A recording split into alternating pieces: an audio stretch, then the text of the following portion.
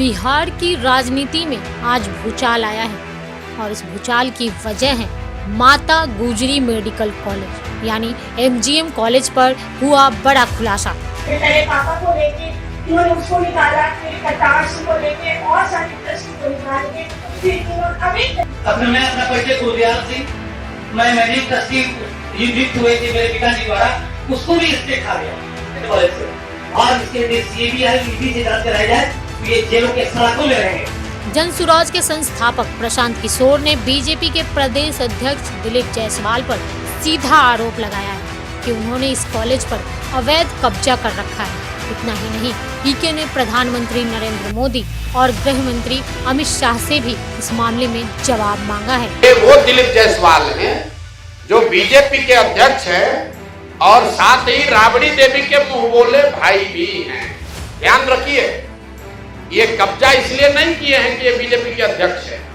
ये कब्जा इसलिए कर पाए हैं कि हमाम में सब नंगे, ये सारे नेता एक साथ मिलके, जिसमें राजद के लोग भी शामिल हैं और जिसमें भाजपा के लोग भी शामिल हैं। कॉलेज पर अवैध कब्जा, ट्रस्ट एक्ट का उल्लंघन, हत्या की साजिश का आरोप, सरकार की चुप्पी पर सवाल। हमाम में सब नंगे, ये सारे नेता एक साथ मिलके, जिसमें राजद के लोग भी शामिल हैं और जिसमें भाजपा के लोग भी शामिल हैं। सुबह शाम राजद का नेतृत्व ये कह रहा है कि हम लोग भाजपा से लड़ाई लड़ रहे हैं और भाजपा का अध्यक्ष, राज्य का अध्यक्ष, उसने एक सिखों के कॉलेज को जबरदस्ती कब्जा किया हुआ है। उसको राजद की इतनी बड़ी नेत्री राबड़ी देवी कह रही कि मेरा मुंह बोला भाई है और उनके मुख्यमंत्री रहते हुए ये कब्जा हुआ है। और उसके बाद कॉलेज के संस्थापक सरदार मुलेश्वर सिंह के परिवार ने पीके के साथ मंच साझा करते हुए कहा कि कैसे दिलीप जायसवाल ने पहले उनके पिता फिर पूरे परिवार को ट्रस्ट से बाहर कर दिया। ये कॉलेज को कब्जा किया हुआ है।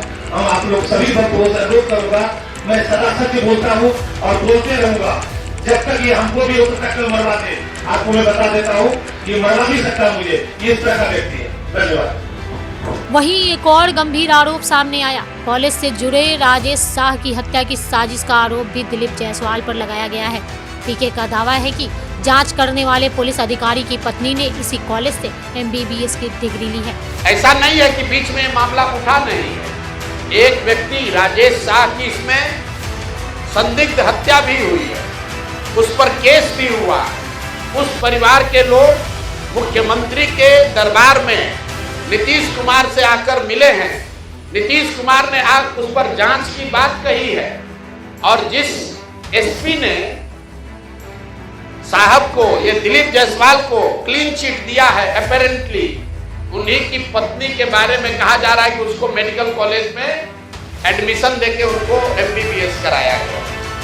तो ये जो पूरा मॉडल है, इस कॉलेज का इस्तेमाल राजनीतिक लाभ और पैट्रोनेज के लिए खुलेआम 25 साल से किया जा रहा है। जनसुराज पार्टी ने मांग की है कि इस पूरे मामले की CBI और ED से जांच होनी चाहिए और दिलीप जायसवाल को तत्काल अपने पद से इस्तीफा देना चाहिए।